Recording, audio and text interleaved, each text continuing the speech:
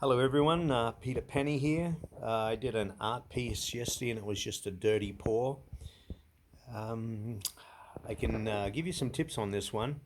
I've discovered whenever we get dust particles settling on it, rather than trying to pick them out, which always upsets the surface, I just use a stick like this.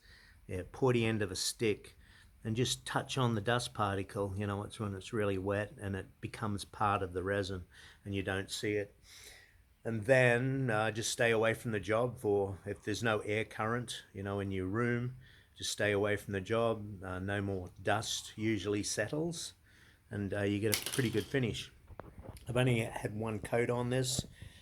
I painted the backing white, and it's just a 2-to-1 mix from Just Resin. But I'm just going to do it's out in the sunlight here. I'm just doing a up close video of it with one coat. I used about 500 mils of resin and it's about 600 by 500 millimeters. These are the colors I used. Mitre Touch Gold. It's really cool sometimes, eh? It like pools in rivers and you only see it from one angle. When you look opposite the light, you know, over the job, you can see the gold, and then when you look from the other angle, you don't see the gold. So Mitre Touch Gold is pretty cool. But I don't think I got that effect on this one. I don't know why. I can't really see the shimmer of the gold when I look across it. But I do see gold particles all through it, just sparkling. Color Obsession, Raspberry Crush,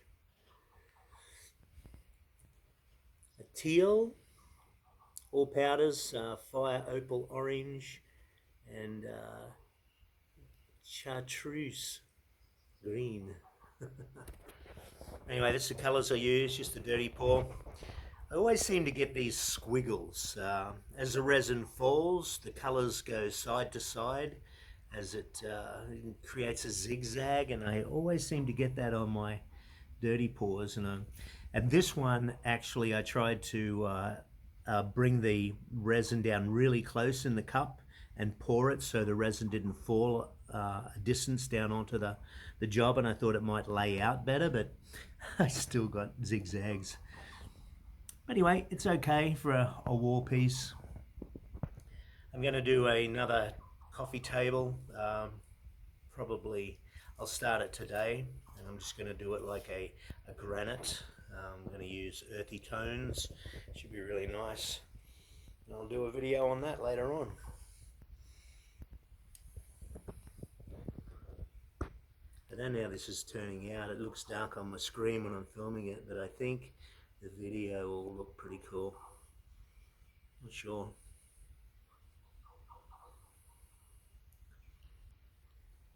Nice blend of colours. I love this this one up here, Tangerine. Tangerine is so cool. And I have another big table, 1200 by 1200. It's a dining table. I use MDF board, it's the cheapest, and I use for my art wall hangings 12 mil thick. I use a jigsaw to jig out this corner here. I put a little tin on there, with a round base, and then I just draw around it, and then I cut it out with a jigsaw, and then I hit it with a router that rounds off these edges. I route the top and the bottom, because if you don't route the bottom, you end up with a lip of resin across the bottom. I learned that on YouTube as well. Someone else suggested that, but yeah, and it makes a really good art piece. Only cost, even though the MDF board here in Cairns is more expensive, this piece only costs probably about $7 for the board, and it's solid. It's not like a canvas. A canvas is going to sag when you pour resin on it. Creates all sorts of problems. So if you use something solid, and a 12 mil board doesn't bow.